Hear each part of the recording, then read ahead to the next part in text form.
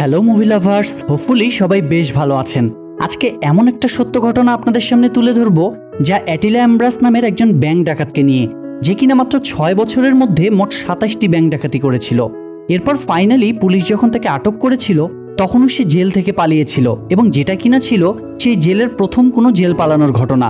আর তার এই দুর্ধর্ষ বিচিত্র জীবনী নিয়ে 2004 সালে একটি বই লেখা হয়েছিল, এবং 2017 সালে তৈরি করা হয় দ্য হুইস্কি ব্যান্ডিট নামের এই মুভিটি। আরও অবাক করা ব্যাপার হলো এই ব্যক্তি কিন্তু এখনো বেঁচে আছে এবং তার বয়স মাত্র 56 বছর।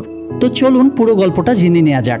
মুভির শুরুতেই গল্পের প্রধান ক্যারেক্টার অ্যাম্ব্রাসকে একটি জেলখানায় দেখা যায়, যেখানে দুজন পুলিশ তাকে জেলখানার এক রুম থেকে আরেক রুমে নিয়ে যাচ্ছে জিজ্ঞাসাবাদের জন্য। তো অ্যাম্ব্রাসকে সেই রুমে আনার পর সেখানে আমরা ডিটেকটিভ বার্টোসকে দেখতে পাই, যে কিনা অ্যাম্ব্রাসকে জিজ্ঞাসাবাদ করবে। অ্যাম্ব্রাসের হ্যান্ডক্যাপ খোলার পর বার্টোস তার সাথে খুব ভদ্রভাবে পরিচিত হয় এবং বসতে বলে। এরপর বার্টোস অ্যাম্ব্রাসকে বলে, আমাদের কাছে থাকা তথ্য অনুসারে তুমি গত 6 বছরে মোট 17টি ডাকাতি করেছ, যার মধ্যে শেষটাতে তুমি ধরা পড়েছ। তাই এখন তুমি আমাকে সব খুলে বলো যে সেগুলো তুমি কখন, কোথায়, কিভাবে এবং কাদেরকে সাথে নিয়ে করেছো। উত্তরের শুরুতেই অ্যাম্ব্রাস বলে যে 17টি নয়, বরং আমি মোট 27টি ডাকাতি করেছি, যার মধ্যে 26টাতেই আমি সফল হয়েছি আর শেষটাতে ধরা পড়েছি। এটা শুনে বার্টোস পুরো অবাক হয়ে যায় এবং অ্যাম্ব্রাসকে বলে, এবার তাহলে তোমার পুরো জীবনী সম্পর্কে আমাকে খুলে বলো। আর এখানেই মুভি ফ্ল্যাশব্যাকে চলে যায়, যেখানে আমরা দেখতে পাই অ্যাম্ব্রাস ছোটবেলায় রোমানিয়াতে তার দাদির কাছে থাকতো, কিন্তু হঠাৎ তার দাদি মারা যাওয়ায় অ্যাম্ব্রাসের বাবা সেখানে আসে এবং অ্যাম্ব্রাসকে বলে যে তোমাকে দেখাশোনা করার মতো সময় আমার হাতে নেই। তাই অ্যাম্ব্রাসের বাবা তাকে তার চাচা চাচির কাছে দিয়ে যায়। কিন্তু কিছুদিন পরেই অ্যাম্ব্রাসের চাচা তাকে বলে যে আমরা তোমাকে যেভাবে ভেবেছিলাম কোনো কিছুই সেভাবে হচ্ছে না, তাই আমি তোমার বাবার সাথে কথা বলে সিদ্ধান্ত নিয়েছি আমি তোমাকে বোর্ডিং স্কুলে রেখে আসব, আর এর থেকে ভালো সমাধান আমার কাছে নেই। এরপর সিন চেঞ্জ হয়ে দেখা যায় বোর্ডিং স্কুলের প্রিন্সিপাল অ্যাম্ব্রাসকে তার রুমে ডেকেছে, কারণ অ্যাম্ব্রাস স্কুলের লাইব্রেরি থেকে বই চুরি করেছে। এখানে প্রিন্সিপাল বলে যে আমি তোমার ব্যাপারে খোঁজ নিয়ে জেনেছি তুমি যেখানেই যাও সেখানেই চুরি করো, তার মানে চুরি করাটা তোমার একটা অভ্যাস। কিন্তু আমার এটা তো কোনো চোরের স্কুল নয়, তাই আমি তোমাকে বহিষ্কার করছি। আর এখান থেকে অ্যাম্ব্রাসকে পাঠানো হয় রিফরমেটরি স্কুলে, মানে কিশোর বয়সী বাচ্চারা কোনো অপরাধ করলে তাকে এমন একটি জেলে রাখা হয় যেখানে বাচ্চাদের পড়াশোনা সহ শারীরিক শিক্ষা, নৈতিক শিক্ষা এবং চরিত্র গঠনে অনেক বেশি গুরুত্ব দেওয়া হয়। তো এসবের মধ্য দিয়েই অ্যাম্ব্রাসের জীবনের অনেক বড় একটা অংশ এখানেই কেটে যায়। এরপর সিন চেঞ্জ হয়ে দেখা যায় রোমানিয়ান আর্মিতে নতুন করে নিয়োগ দেওয়া হচ্ছে, আর সেখানে অ্যাম্ব্রাস সহ সেই কিশোর জেলের অনেকেই চান্স পেয়েছে। এমনকি ট্রেনিংয়ের সময় দেখা যায় অন্যদের তুলনায় অ্যাম্ব্রাস অনেক বেশি ভালো করেছে, ফায়ারিংয়ে তার প্রতিটি টার্গেট ছিল একদম অ্যাকুরেট। তো রোমানিয়ান আর্মিতে যোগদানের পর একদিন রাতের বেলা বর্ডারে ডিউটি করার সময় অ্যাম্ব্রাস দেখে যে দুজন লোক অবৈধভাবে বর্ডার ক্রস করে পালিয়ে যাওয়ার চেষ্টা করছে। এটা দেখে অ্যাম্ব্রাস তাদেরকে থামতে বললেও তারা যখন পালিয়েই যাচ্ছিল তখন অ্যাম্ব্রাস তার বন্দুক তাক করে শ্যুট করার জন্য, কিন্তু অ্যাম্ব্রাস এখানে কোনোভাবেই শ্যুট করতে চাচ্ছিল না, কারণ কাউকে মেরে ফেলাকে অ্যাম্ব্রাস কোনোভাবেই সাপোর্ট করে না। তাই অ্যাম্ব্রাস তার বন্দুক নামিয়ে নিলেও তখনই সে দেখে যে টহলে থাকা আর্মির টিম সেই দুজনকে লক্ষ্য করে এলোপাথারি গুলি চালাচ্ছে। আর এবার অ্যাম্ব্রাস তার দায়িত্বের কাছে হার মেনে বাধ্য হয়ে সেই দুজনকে গুলি করে মেরে ফেলে, এবং পরে তাদের আইডি কার্ড চেক করে জানতে পারে এই লোক দুজন মূলত রোমানিয়ার পার্শ্ববর্তী দেশ হাঙ্গেরির নাগরিক ছিল। তো এই ঘটনার পর অ্যাম্ব্রাস খুব আপসেট হয়ে পড়ে এবং সে সিদ্ধান্ত নেয় এই চাকরি ছেড়ে, এমনকি এই দেশ ছেড়েই সে পালিয়ে যাবে। তাই রাতের বেলা লুকিয়ে সে তার ক্যাম্প থেকে পালিয়ে বেরিয়ে এসে একটি মালবাহী ট্রেনের নিচে লুকিয়ে পড়ে, যেটা রোমানিয়া থেকে হাঙ্গেরির দিকে যাচ্ছে। ট্রেনটি বর্ডার ক্রসিংয়ের সময় অ্যাম্ব্রাস ধরা পড়ার ব্যাপারে অনেক ভয় পেয়ে গেলেও ফর্মালিটি শেষ করে ফাইনালি ট্রেনটি হাঙ্গেরির রাজধানীর একটি স্টেশনে এসে পৌঁছায়, আর অ্যাম্ব্রাসও যেন হাঁপ ছেড়ে বাঁচে। এরপর সে স্টেশনের পাবলিক টয়লেটে একজনের প্যান্ট শার্ট চুরি করে একদম পরিপাটি হয়ে বেরিয়ে আসে এবং একটি লেকের ধারে এসে বসে। আসলে অ্যাম্ব্রাস হাঙ্গেরিতে আসার মূল কারণ হলো জন্মসূত্রে সে রোমানিয়ান হলেও পৈতৃক সূত্রে সে হাঙ্গেরির নাগরিক ছিল, কারণ অ্যাম্ব্রাসের বাবা মা ছিল হাঙ্গেরির নাগরিক, যদিও অ্যাম্ব্রাসের জন্মের আগে থেকেই তারা সবাই রোমানিয়াতেই বসবাস করত। যাই হোক, এবার অ্যাম্ব্রাস এখানকার একটি নাম করা আইস হকি ক্লাবে আসে এবং জানায় যে ছোটবেলা থেকেই সে রোমানিয়াতে প্রচুর হকি প্র্যাকটিস করত এবং সেখানকার বিভিন্ন টিমে গোলকিপার হিসেবে খেলতো, তাই সেখানে প্র্যাকটিস করার অনুমতি চায়। অ্যাম্ব্রাসের কথা শুনে যখন তাকে টেস্ট করার জন্য মাঠে নামানো হয় তখন অ্যাম্ব্রাস এতটাই বাজে খেলছিল যে মাঠে যেমন বাকি প্লেয়াররা তাকে নিয়ে হাসাহাসি করছিল, ঠিক তেমনি গ্যালারিতে থাকা এই ক্লাবের কোচরাও রেগে যায়। আর এসব দেখে অ্যাম্ব্রাস এখানে খুব আপসেট হয়ে পড়ে এবং ক্লাবের প্রধান কোচ বোতাকে বলে যে আসলে কয়েক বছর ধরে প্র্যাকটিসে না থাকায় ভালো খেলতে পারিনি, তবে আমাকে সুযোগ দেওয়া হলে আমি সর্বোচ্চ পরিশ্রম করব। এমব্রাসের আগ্রহ দেখে কোচ রাজি হয়ে যায় এবং বলে যে যেহেতু সকালের প্র্যাকটিসে আমাদের গোলকিপার আসতে পারে না, তাই তার রিপ্লেসে তুমি সকালবেলা প্র্যাকটিস করতে পারবে, কিন্তু এক্ষেত্রে আমরা তোমাকে কোনো পেমেন্ট দিতে পারবো না, আর থাকার জন্য ক্লাবে এখন কোনো সিটও ফাঁকা নেই। তবে কোচ এখানে আরও জানায় তার ফ্যামিলির জন্য বরাদ্দকৃত একটা ছোট্ট ফ্ল্যাট ফাঁকা আছে, তাই এমব্রাস চাইলে সেখানেই থাকতে পারে। কোচের এমন উদারতা দেখে এমব্রাস অবাক হয়ে তাকে জিজ্ঞেস করে, আপনি কেন আমাকে এভাবে হেল্প করছেন? উত্তরে কোচ বলে, আসলে তোমার মতো আমার বাবাও একজন রোমানিয়ান ছিলেন। যাই হোক, এরপর এমব্রাস কোচের দেওয়া সেই ফ্ল্যাটে এসে উঠে এবং নিয়মিত প্র্যাকটিস করার পাশাপাশি ক্লাবের বিভিন্ন কাজে সহযোগিতা করতে থাকে, আর বিনিময়ে সেখান থেকে কিছু পকেট মানিও পেতে থাকে। তো একদিন এমব্রাস এবং তার ক্লাবের টিমমেটরা মিলে রাস্তার পাশে একটি বারে বসে খুব আনন্দ করছিল। এর মধ্যে হঠাৎ এমব্রাস লক্ষ্য করে যে রাস্তা দিয়ে খুব সুন্দরী একটা মেয়ে হেঁটে যাচ্ছে। মেয়েটিকে দেখার সাথে সাথে এমব্রাস সেখান থেকে বেরিয়ে দৌড়ে মেয়েটির কাছে আসে এবং বলে যে তুমি আমার একটা জিনিস চুরি করেছো। মেয়েটি অবাক হয়ে বলে, চুরি করেছি মানে? তখন এমব্রাস বলে, হ্যাঁ, তুমি আমার হৃদয় চুরি করেছো। এটা শুনে মেয়েটি হাসি দিয়ে বলে, এসব সস্তা কথা বলে কোনো লাভ হবে না। এবার এমব্রাস বলে, তাহলে তোমার ফোন নাম্বার এবং নাম বলা যাবে কিনা? মেয়েটি মেট্রো রেলে উঠতে উঠতে বলে, নেক্সট টাইম দেখা হলে বলবো। এরপর ট্রেনটি ছেড়ে দেওয়ার সাথে সাথে এমব্রাসও ভিতরের রাস্তা ধরে দৌড়াতে থাকে এবং পরবর্তী স্টেশনে ট্রেন থামার পর মেয়েটি যখন নেমে যায় তখন সে অবাক হয়ে যায়, কারণ এমব্রাস আগেই সেখানে এসে দাঁড়িয়ে আছে। এটা দেখে মেয়েটি বেশ ইমপ্রেস হয়ে যায় এবং ফাইনালি তারা দুজন পরিচিত হয়, আর মেয়েটি জানায় তার নাম হলো কাতা। তো এরপর সিন চেঞ্জ হয়ে দেখা যায় এমব্রাস এখানকার ইমিগ্রেশন অফিসে এসেছে হাঙ্গেরিয়ান পাসপোর্ট এবং ওয়ার্ক পারমিটের জন্য। এখানে ইমিগ্রেশন অফিসার তাকে বলে যে এসবের জন্য তোমার রোমানিয়ান সবগুলো ডকুমেন্টস জমা দিতে হবে, মানে তোমার রোমানিয়ান নাগরিকত্বের কপি, মেডিকেল সার্টিফিকেট এবং তুমি যে রোমানিয়ায় কোনো অপরাধ করে এখানে আসনি সেই মর্মে ছাড়পত্র লাগবে রোমানিয়ান এম্বাসি থেকে। এসব শোনার পর এমব্রাস খুব আপসেট হয়ে পড়ে, কেননা সে যদি এখন রোমানিয়ান এম্বাসিতে যায় তাহলে তো সে ধরা পড়ে যাবে, কারণ সে তো রোমানিয়ান আর্মি থেকে এখানে পালিয়ে এসেছে। তাছাড়াও ওই দেশে তো সে অপরাধী হিসেবে জেলেও ছিল অনেক দিন। যাই হোক, এর মধ্যে একদিন এমব্রাস কাতাসহ সিনেপ্লেক্সে আসে এবং সেখানে সে পপকর্ন আর কোল্ড ড্রিঙ্কস অর্ডার করার পর দেখে যে তার কাছে যথেষ্ট টাকা নেই। তখন পাশে থাকা কাতা এটা বুঝতে পেরে সে বিল পে করে দিলেও এমব্রাস ব্যাপারটাতে খুব লজ্জা পেয়ে যায়। পরের দিন সকালে জিম করার সময় এমব্রাস তার ক্লাবের এক টিমমেটকে বলে যে তুমি বলেছিলে মিনিস্ট্রিতে তোমার পরিচিত একজন কর্মকর্তা আছে, আসলে আমার পাসপোর্টের জন্য তার কাছে একটা হেল্প লাগবে। উত্তরে সেই টিমমেট বলে, হ্যাঁ, তিনি আমার গার্লফ্রেন্ডের আঙ্কেল, তবে কোনো কাজ করার জন্য তিনি প্রচুর টাকা নেন। এটা শোনার পর এমব্রাস তার আরেকজন টিমমেটের কাছ থেকে হাঙ্গেরিয়ান 50,000 টাকা ধার নেয় এবং সেই আঙ্কেলের সাথে দেখা করতে আসেন, যার নাম হলো মিকি। এমব্রাস এখানে মিকিকে তার সব সমস্যার কথা খুলে বলে এবং তার ছবি সহ 50,000 টাকা মিকিকে দিয়ে দেয়। এখানে মিকি বলে যে এই কাজের জন্য আরও 50,000 টাকা লাগবে, তবে আমার সন্দেহ হলো তুমি যেহেতু কোনো কাজ করো না তাহলে এই টাকা জোগাড় করবে কি করে?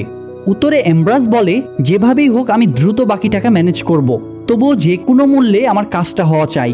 কিন্তু এবার দেখা যায় এমব্রাস খুব টেনশনে পড়ে গিয়েছে, কারণ একদিকে সে যার কাছ থেকে টাকা ধার নিয়েছে সে চাপ দিচ্ছে, আবার অন্যদিকে মিকিকে বাকি 50,000 টাকা সে কিভাবে দিবে? তাছাড়া মিকিকে সে ফোনেও পাচ্ছিল না, আর এইসব টেনশনে এমব্রাসের সব কাজ ভুল হতে থাকে। তাই এমব্রাস এবার সরাসরি মিকির সাথে দেখা করার জন্য তার অফিসের সামনে আসে। যদিও মিকি এখানে এমব্রাসকে দেখে খুব রেগে যায়, কারণ সে তাকে অফিসের সামনে আসতে নিষেধ করেছিল প্রথমেই। তো মিকি এখানে এমব্রাসকে জানায় তার কাজ প্রসেসিংয়ে আছে, তাই সে যেন দ্রুত বাকি টাকা জোগাড় করে। যাই হোক, এতগুলো টেনশনের মধ্যেও এমব্রাসের জীবনে নতুন আরও একটি টেনশন যোগ হয়ে যায়। সেটা হলো এতদিন এমব্রাস আর কাতার মধ্যে যেহেতু একটা গভীর ভালো লাগার সম্পর্ক তৈরি হয়ে গিয়েছে, তাই কাতা এমব্রাসকে তার বাসায় ইনভাইট করে আনে তার বাবা মায়ের সাথে মিট করানোর জন্য। এখানে কাতার বাবা মা যখন এমব্রাসকে তার ব্যাপারে জিজ্ঞেস করে তখন এমব্রাস তার ব্যাপারে সকল সত্যি কথা খুলে বলে। অর্থাৎ এমব্রাস ছোটবেলায় তার দাদির কাছে ছিল, এরপর চুরির অভ্যাসের কারণে কিশোর জেলে ছিল এবং পরে রোমানিয়ান আর্মি থেকে পালিয়ে এসে এখানকার হকি ক্লাবে জয়েন করেছে। তবে সে এটা আশ্বস্ত করে যে ভবিষ্যতে তার গাড়ি, ফ্ল্যাট, টাকা সব কিছুই হবে এবং কাতাকে সে ভালো রাখবে। কিন্তু কাতার বাবা মা এমব্রাসের এসব কথা শুনে খুব অবাক হয়ে যায় এবং বলে যে আমাদের মেয়ে দেখতে সুন্দরী, শিক্ষিতা এবং তার ভবিষ্যৎ অনেক উজ্জ্বল, কারণ তার কাছে অনেক সুযোগ আসবে সামনে, অথচ তোমার সব কিছুই অনিশ্চিত, এমনকি তুমি হাঙ্গেরির নাগরিকও না। তাহলে এমন সম্পর্ক কি আমাদের মেনে নেওয়া উচিত? এমব্রাস এবার কাতার বাবা মার কথা বুঝতে পেরে প্রচণ্ড অপমানিত বোধ করে সেখান থেকে বেরিয়ে যায়, আর কাতা এই পরিস্থিতি দেখে খুব কষ্ট পায়। এদিকে এমব্রাস যখন তার এই অপমান এবং অন্যান্য সব টেনশন নিয়ে রাস্তা দিয়ে হাঁটছিল, তখন হঠাৎ এমব্রাসের চোখ যায় একটি পোস্ট অফিসের দিকে, মানে যেখানে ডাকযোগে টাকা আদান প্রদান করা হয়। এটা দেখার সাথে সাথে এমব্রাস সিদ্ধান্ত নেয় সে এই পোস্ট অফিসে ডাকাতি করবে, কারণ এটা ছাড়া তার এই সকল পরিস্থিতি সামলানো সম্ভব নয়। আর চুরি করাটা তো তার ছোটবেলারই অভ্যাস এবং এটাতে সে পারদর্শীও ছিল। তো পরের দিন এমব্রাস সেই পোস্ট অফিসের ভিতরে আসে এবং ফলো করে ঠিক কোথায় কি রাখা আছে। এরপর একটি মার্কেটে গিয়ে সেখান থেকে একটি উইক মানে পরচুলা এবং একটি খেলনা পিস্তল কিনে মার্কেট থেকে বাসায় ফিরে এমব্রাস তার প্রস্তুতি শেষ করে পরের দিন সকালে একদম ভিন্ন একটা লুক নিয়ে খুব সাহস করে বাসা থেকে বেরিয়ে পড়ে। এরপর সোজা এসে ওই পোস্ট অফিসের ভিতরে ঢুকে স্টাফদেরকে গান পয়েন্টে নিয়ে ওয়াশরুমে লক করে রাখে। তারপর তাদেরই একজনের ভ্যানিটি ব্যাগে ড্রয়ারে রাখা টাকাগুলো ব্যাগে ভরে নিয়ে দ্রুত সেখান থেকে বেরিয়ে যায়। তবে এখানে একটা মজার ব্যাপার হলো, এটা যেহেতু এমব্রাসের প্রথম ডাকাতি ছিল, তাই সে যখন স্টাফদেরকে ভয় দেখাচ্ছিল, স্টাফরা শুরুতে ভয়ই পাচ্ছিল না, কারণ এমব্রাসকেই উল্টো বেশি নার্ভাস দেখাচ্ছিল। যাই হোক, এমব্রাস রাস্তার মধ্যেই তার পোশাক পরিবর্তন করে টাকা নিয়ে দ্রুত বাসায় চলে আসে এবং টেনশনে আর ভয়ে সে বমিও করে ফেলে। এরপর টাকাগুলো ব্যাগ থেকে বের করে ওভেনের ভিতরে লুকিয়ে রাখে। আর এবারে দেখা যায় এমব্রাস 5 স্টারে গিয়ে মনের আনন্দে খাচ্ছে, ভালোভাবে হকি প্র্যাকটিস করছে, ক্লাবের টিমমেটদের সাথে মন খুলে আড্ডা দিচ্ছে, ক্লাবের যে টিমমেটের কাছ থেকে টাকা ধার নিয়েছিল সেই টাকা ফেরত দিয়ে দিয়েছে এবং মিকির কাছে এসে বাকি টাকা জমা দিয়ে তার পাসপোর্টও নিয়ে ফেলেছে। আর এখন যেহেতু সে হাঙ্গেরির সিটিজেনশিপ পেয়ে গিয়েছে, তাই এবার সে নিজের নামে একটি গাড়ি কিনে ফেলে এবং কাতার ইউনিভার্সিটির সামনে আসে তার সাথে দেখা করতে। কাতা এখানে এমব্রাসকে এভাবে দেখে খুব অবাক হয়ে যায় এবং এমব্রাস তাকে প্রথমবারের মতো একটা গোল্ডেন নেকলেস গিফট করে, যা দেখে কাতা খুব খুশি হয়। তবে হঠাৎ করে এমব্রাসের এত ডেভেলপমেন্ট দেখে তার ক্লাবের টিমমেটরা তাকে এ ব্যাপারে জিজ্ঞেস করলে উত্তরে এমব্রাস বলে রোমানিয়া থেকে ভাল্লুকের চামড়া ইম্পোর্ট করে এখানে সে অনেক লাভে সেগুলো বিক্রি করে। যদিও এটা শুনে তার টিমমেটরা কিছুটা হাসাহাসি করে। এমনকি কাতার সাথে একটা ডিনার ডেটে আসার পর কাতাও যখন তাকে এ ব্যাপারে জিজ্ঞেস করে, এবারও এমব্রাস ঠিক একই উত্তর দেয়, আর এমব্রাসের টিমমেটদের মতো কাতাও ব্যাপারটাকে ফান করে ছেড়ে দেয়। এভাবে কিছুদিন চলার পর এমব্রাস খেয়াল করে যে তার প্রথম ডাকাতির প্রায় সব টাকা শেষ হয়ে গিয়েছে, তাই এবার সে একটা বাইক নিয়ে অন্য আরেকটা পোস্ট অফিসে আসে ডাকাতি করতে। কিন্তু যখনই সে ডাকাতি করে বের হয়ে আসে, তখনই সেখানে বাইরে দাঁড়িয়ে থাকা একজন পোস্টম্যানের এমব্রাসকে দেখে কিছুটা সন্দেহ হয় এবং তাকে ধাওয়া করতে থাকে। এখানে তুমুল একটা বাইক রেস হওয়ার পর ফাইনালি এমব্রাস তার বাইকটা ফেলে দিয়ে একটা ব্রিজের নিচে পানিতে লাফ দিয়ে এ যাত্রায় বেঁচে যায়। আর এরপর এমব্রাস এক এক সময় এক এক বেশ ধরে একের পর এক বিভিন্ন ব্যাংকে ডাকাতি করতে থাকে এবং সেই টাকা দিয়ে তার গার্লফ্রেন্ড কাতাকে দামি গাড়ি গিফট করে এবং তাকে নিয়ে বিভিন্ন দেশে ইচ্ছে মতো ট্রাভেল করতে থাকে। এদিকে কিছুদিন গ্যাপ করার পর এমব্রাস যখন আবার প্র্যাকটিসে ফিরে আসে, তখন ক্লাবের প্রধান কোচ বোতা তার উপরে খুব রেগে যায় এবং ওয়ার্নিং দেয় যে আর যদি এমব্রাস এমন করে তাহলে তাকে বাদ দিয়ে দেওয়া হবে। সেই সাথে বোতা এখানে এমব্রাসের সাথে তার ছেলের পরিচয় করিয়ে দেয়, যার নাম হলো গেজা, এবং সেও এখন থেকে এই টিমের সাথে খেলবে। অন্যদিকে এমব্রাস খেয়াল করে টিভিতে তাকে নিয়ে অনেক নিউজ হচ্ছে, তবে সে আসলে কে তা পুলিশ আইডেন্টিফাই করতে পারছে না।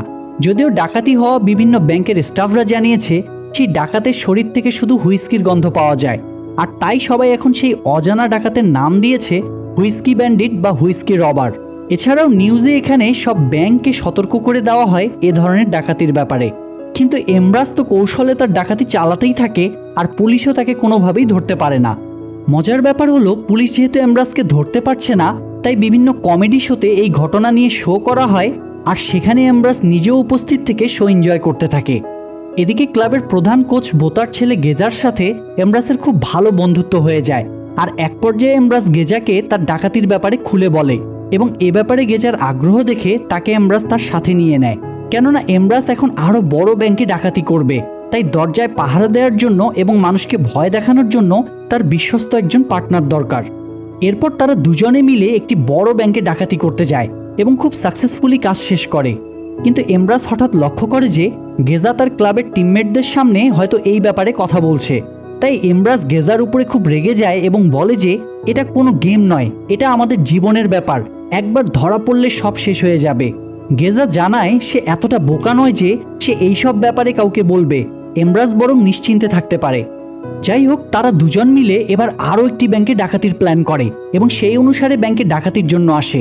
ব্যাংকে ঢুকেই তারা সিকিউরিটি হেডকে গান পয়েন্টে নিয়ে নেয় এবং সিসি ক্যামেরাগুলো ভেঙে দিয়ে যখন ভিতরের সবাইকে ফ্লোরে হেড ডাউন করতে বলে, তখনই তারা লক্ষ্য করে যে গ্লাসের বাইরে থাকা কনস্ট্রাকশনের কাজ করা অনেকগুলো কর্মী পুরো ব্যাপারটা দেখছে। আর ঠিক তখনই সিকিউরিটি হেড দৌড়ে গিয়ে ব্যাংকের ভল্ট রুমের ভিতরে ঢুকে ভিতর থেকে দরজা লাগিয়ে দেয়। এমব্রাস এবার বাইরে থেকে সিকিউরিটি হেডের কাছে ভল্টের চাবি চাইলেও যখন সে দেয় না, তখন এমব্রাস ব্যাংকের ম্যানেজারকে গান পয়েন্টে নিয়ে তাকে ভল্টের দরজা খুলতে বলে। কিন্তু ম্যানেজার বলে যে আমি যদি এটা করি তাহলে আমার চাকরি চলে যাবে, সেক্ষেত্রে এমন ভালো চাকরি হয়তো আমি আর পাবো না, তাই পরিবার নিয়ে কষ্টে দিন কাটানোর চেয়ে তুমি বরং আমাকে এখানেই মেরে ফেলো। এখানে পরিবারের কথা শুনে এমব্রাস ইমোশনাল হয়ে পড়ে। তাছাড়া কাউকে মেরে ফেলা তো দূরের কথা, এমব্রাস তো কাউকে আঘাত করাই সহ্য করতে পারে না। তাই এমব্রাস গেজাকে নিয়ে দ্রুত ব্যাংক থেকে বেরিয়ে আসে এবং বাইরে দাঁড়িয়ে থাকা কনস্ট্রাকশনের কর্মীগুলোকে বন্দুকের ভয় দেখিয়ে পালাতে শুরু করলে সেই লোকগুলো তাদেরকে ধাওয়া করে। এক পর্যায়ে তারা দুজন দুদিকে পালিয়ে যায় আর এমব্রাস একটা গাড়ি নিয়ে পালাতে থাকলে এবার পুলিশ তাকে কঠিনভাবে ধাওয়া করে, ফলে এমব্রাস ধরা পড়ে যেতে যেতে কোনোভাবে বেঁচে যায়। কিন্তু বাসায় এসে সে দেখে যে গাড়ির গ্লাস ভেঙে তার পিঠে খুব জখম হয়েছে। আর ঠিক তখনই কাতা তার বাসায় চলে আসে এবং এমব্রাসকে এই অবস্থায় দেখে এটার কারণ জিজ্ঞেস করে। এমব্রাস কোনো উত্তর না দিয়ে চুপ করে থাকে এবং কাতাকে অনেকগুলো টাকা দিয়ে বলে সেগুলো তার কাছে লুকিয়ে রাখতে। তবে এবার কাতা কিছু একটা হয়তো গেস করে ফেলে, কিন্তু এমব্রাসকে সে কিছুই বলে না। এদিকে এমব্রাসের ক্লাবের সাথে অন্য একটি ক্লাবের খেলা হয় যেখানে এমব্রাসরা হেরে যায়, ফলে এমব্রাসের মুড খুব খারাপ হয়ে যায়। তবে তার ডাকাতি করার খায়েশ যেন মিটছেই না, তাই এবার সে গেজাকে নিয়ে আরও বড় একটি ব্যাংকে ডাকাতির প্ল্যান করে। আর এখানে সে গেজাকে বলে যেহেতু পুলিশ এখন অনেক বেশি অ্যালার্ট হয়ে গিয়েছে, তাই কোনোভাবে যদি আমাদের মধ্যে কেউ ধরা পড়ে যায় তাহলে অন্তত 3 ঘন্টা কোনো কথা বলবো না, আর এই 3 ঘন্টার মধ্যে যে বাইরে থাকবে সে বর্ডার ক্রস করে পালিয়ে যেতে পারবে। এটা শুনে গেজাও রাজি হয় এবং প্রমিস করে। তো এবারে তারা দুজন ডাকাতির জন্য হাঙ্গেরিয়ান সেভিংস ব্যাংকে আসে এবং বরাবরের মতোই সিকিউরিটি হেডের কাছ থেকে চাবি নিয়ে মেইন দরজা লক করে দেয়। এরপর ভিতরে এসে সবাইকে হেড ডাউন করিয়ে এমব্রাস সেই চাবি নিয়ে ভল্ট রুমে যায় এবং তালা খুলে ইচ্ছে মতো টাকা নিতে থাকে। এদিকে পুলিশের গাড়ির সাইরেন শুনতে পেয়ে গেজা এমব্রাসকে দ্রুত আসতে বলে, কিন্তু তাড়াহুড়োতে এমব্রাস চাবিটা না নিয়েই ভল্ট রুম থেকে বের হয়ে মেইন গেটের সামনে এসে দেখে যে গেট তো লক করা। আর তখনই পুলিশ এসে বাইরে থেকে তাদেরকে গান পয়েন্টে নিয়ে নেয়। তাই এমব্রাস এবার গুলি করে দরজার গ্লাস ভেঙে কোনো মতে পালিয়ে এসে একটি ট্যাক্সিতে উঠে পড়ে। মজার ব্যাপার হলো এই ট্যাক্সির ড্রাইভার চরিত্রে যিনি আছে সেই হলো আসল অ্যাটিলা এমব্রাস, যার কাহিনী আমরা এখন দেখছি। মূলত এই মুভিতে শুধু এই সিনটুকুতেই তাকে নেওয়া হয়েছে। যাই হোক, ট্যাক্সি নিয়ে পালানোর সময় তারা দেখে যে পুলিশ চেকপোস্ট বসিয়ে গাড়ি চেক করছে, তাই গাড়ি থেকে বের হয়ে তারা দৌড়াতে শুরু করলে পুলিশ আবারও তাদেরকে পিছু করে। আর এক পর্যায়ে এমব্রাস পালিয়ে যেতে পারলেও ফাইনালি গেজা এবার ধরা পড়ে যায়। এদিকে এমব্রাস দ্রুত বাসায় এসে তার সকল টাকা পয়সা এবং প্রিয় কুকুরটাকে নিয়ে গাড়িতে করে বর্ডারের দিকে রওনা দেয়। মানে এখন সে হাঙ্গেরি থেকে আবার রোমানিয়াতে ব্যাক করবে। অন্যদিকে গেজাকে পুলিশ ডিটেকটিভ ব্রাঞ্চে নিয়ে আসে এবং ডিটেকটিভ বার্টোস তাকে জিজ্ঞাসাবাদ করলে সে কোনো উত্তরই দেয় না। তাই কিছুক্ষণ পর আরেকজন ডিটেকটিভ এসে গেজাকে এবার ইচ্ছে মতো মারতে থাকলে এক পর্যায়ে গেজার সহ্য করতে না পেরে শুধু জিজ্ঞেস করে যে এখন কয়টা বাজে। এটা শোনা মাত্রই পরে আসা সেই ডিটেকটিভ রুমের লাইট অফ করে দিয়ে বার্টোসকে নিয়ে বাইরে আসে এবং বলে যে সে সম্ভবত সময়ের একটা গেম খেলছে, মানে নির্দিষ্ট সময় পার না হওয়া পর্যন্ত সে আরেকজন অপরাধীর ব্যাপারে কিছুই বলবে না। তাই এবার তারা প্ল্যান করে কিছুক্ষণ পর গেজাকে অন্য একটি রুমে নিয়ে আসে, যেই রুমের ঘড়িতে তারা 2 ঘন্টা সময় এগিয়ে দিয়ে রেখেছে, যেন গেজা মনে করে যে 3 ঘন্টা সময় হয়তো শেষ হয়ে গিয়েছে। এদিকে এমব্রাস গাড়ির রেডিওতে যখন শুনতে পায় সত্যিই গেজা ধরা পড়েছে, তখন সে আরও দ্রুত গাড়ি চালিয়ে ফাইনালি বর্ডারের কাছে এসে পৌঁছে। কিন্তু ততক্ষণে গেজা অলরেডি গোয়েন্দাদের কাছে সব বলে দিয়েছে, কারণ সে তো ঘড়িতে দেখেছে 3 ঘন্টা সময় শেষ হয়েছে। তাই এমব্রাস যখন হাঙ্গেরির বর্ডার ক্রস করার সময় পুলিশকে তার পাসপোর্ট দেখায়, তখন পুলিশ তার নাম দেখার সাথে সাথে তাকে অ্যারেস্ট করে ফেলে এবং বিশাল এক সিকিউরিটি মেনটেন করে তাকেও ডিটেকটিভ ব্রাঞ্চে নিয়ে আসা হয়।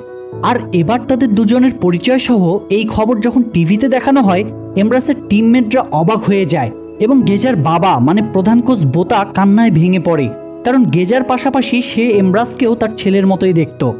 এদিকে কাতাও এই খবর জানার পর কিছুদিন পরে জেলখানায় আসে এমব্রাসের সাথে দেখা করতে। এমব্রাস এখানে কাতাকে বলে, আমার খুব ভালো একজন লয়ার লাগবে এবং তোমাকে যেই টাকাগুলো রাখতে দিয়েছিলাম সেগুলোও আমার প্রয়োজন। কাতা বলে আমার কাছে আর কোনো টাকা নেই। এটা শুনে এমব্রাস খুব রেগে গেলে কাতা উঠে যেতে চায়। তখন এমব্রাস বলে আমি আবার সবকিছু ঠিক করে ফেলবো কাতা। কিন্তু কাতা বলে আমি সরি এমব্রাস, আমার পক্ষে আর সম্ভব না। এটা বলে সে বেরিয়ে যায়। আসলে পৃথিবীর সব মেয়েই লাইফে ভালো থাকার জন্য টাকা চায়, কিন্তু তার লাইফ পার্টনার কোনো অপরাধী হোক এটা কেউই চায় না। ঠিক এমনটাই কাতার ক্ষেত্রেও ঘটেছে। যাই হোক, ফাইনালি সিন চেঞ্জ হয়ে আবার সেই জায়গায় আসে যেখানে মুভির শুরুতেই জেলখানার মধ্যে এমব্রাস তার সকল ঘটনা ডিটেকটিভ বার্টোসকে খুলে বলছিল। এতক্ষণ ধরে এমব্রাসের এই দুর্ধর্ষ কাহিনী শোনার পর ডিটেকটিভ বার্টোস প্রচণ্ড রেগে যায় এবং এমব্রাসকে বলে যে তোমার এই ডাকাতির কারণে পুলিশ ডিপার্টমেন্টের অনেক দুর্নাম হয়েছে, তাই আমি এমনভাবে তোমার চার্জশিট জমা দিব যেন সারা জীবন তোমাকে জেলে পচে মরতে হয়। এরপর পরের দিন দেখা যায় শিডিউল অনুসারে জেলখানায় এমব্রাসকে 20 মিনিটের জন্য সাতখোলা রুমে আটকে রাখা হয়। মূলত যে সকল আসামি অনেক বেশি অপরাধ করে জেলখানায় দিনের বেলা তাদেরকে সবার সাথে মিশতে না দিয়ে বরং সাতখোলা রুমে আটকে রাখা হয় আলো বাতাসের জন্য। কিন্তু এখানে দেখা যায় এমব্রাস তার বডিতে বেঁধে রাখা তার এবং সাদা কাপড় জোড়া লাগিয়ে রুমের উপরে উঠে পালানোর চেষ্টা করছে। মূলত এমব্রাস এই তার পেয়েছে গতকাল জিজ্ঞাসাবাদের সময় ডিটেকটিভ বার্টোস যখন রেগে গিয়ে মদ খাচ্ছিল, সেই সুযোগে এমব্রাস সেখানে পড়ে থাকা ইন্টারনেটের তারটা কাপড়ের ভিতরে লুকিয়ে ফেলেছিল। আর সাদা কাপড়ের রশি এমব্রাস পেয়েছে মূলত জেলখানায় তার বেডশিট কেটে সে রশি বানিয়েছে। তো এমব্রাস এখানে খুব কৌশলে মাঠের এরিয়া পার হয়ে পাইপ বেয়ে আরেকটা বিল্ডিংয়ে উঠে এরপর সেটার পিছন দিয়ে নেমে ফাইনালি পালিয়ে যায়। অথচ 6 মাস জেলে থাকার পর আজকেই ছিল এমব্রাসের বিরুদ্ধে চার্জশিট গঠন করার শেষ দিন এবং ডিটেকটিভ বার্টোসও ভেবেছিল আজকে সেও হয়তো এমব্রাসকে জিজ্ঞাসাবাদের দায়িত্ব থেকে মুক্তি পাবে, কিন্তু তা তো আর হলো না। তবে এরপর এই ঘটনার একদম রিয়েল কিছু ভিডিও ফুটেজ দেখানো হয়, যেখানে জানা যায় যে এমব্রাসের জেল পালানোর ঘটনায় সে সময় 100 জন পুলিশকে সাসপেন্ড করা হয়েছিল এবং হাঙ্গেরির প্রশাসনের সকল ডিপার্টমেন্টকে দায়িত্ব দেওয়া হয়েছিল তাকে খুঁজে বের করতে। কিন্তু এর পরও এমব্রাস ছদ্মবেশে লুকিয়ে থেকে পরপর আরও 3টি ডাকাতি করে মাত্র 3 মাসের মধ্যে। আসলে কথায় আছে না, চোরে না শুনে ধর্মের কাহিনী। তবে এটাও ঠিক যে চোরের 10 দিন আর গৃহস্থের 1 দিন। তাই এমব্রাস জেল থেকে পালানোর পর যখন তৃতীয়বার ডাকাতি করে তখন সে সেখানে কিছু প্রমাণ ফেলে আসায় সেই সূত্র ধরেই গোয়েন্দা এবং সোয়াট টিমের 60 জন অফিসার মিলে অপারেশন চালিয়ে ফাইনালি এমব্রাসকে আবার গ্রেফতার করে। আর মোট 30টি ব্যাংক ডাকাতির অপরাধে কোর্ট এমব্রাসকে 17 বছরের কারাদণ্ড দেয়। যদিও জেলের ভিতরে এমব্রাস তার ভালো আচরণের কারণে 12 বছর জেল খাটার পরেই 2012 সালের 31শে জানুয়ারি মুক্তি পায় এবং জেলে থাকা অবস্থায় এমব্রাস মাটির কারুকাজ সম্পন্ন বিভিন্ন জিনিসপত্র বানানো শিখেছিল। তাই জেল থেকে বের হয়ে সে তার জন্মভূমি রোমানিয়াতে ফিরে আসে এবং সেখানেই সে মাটির জিনিসপত্রের ব্যবসা শুরু করে। আর এই 56 বছর বয়সী জীবন্ত কিংবদন্তি অপরাধী এমব্রাস এখন খুব সাধারণভাবেই রোমানিয়াতে তার জীবনযাপন করছে।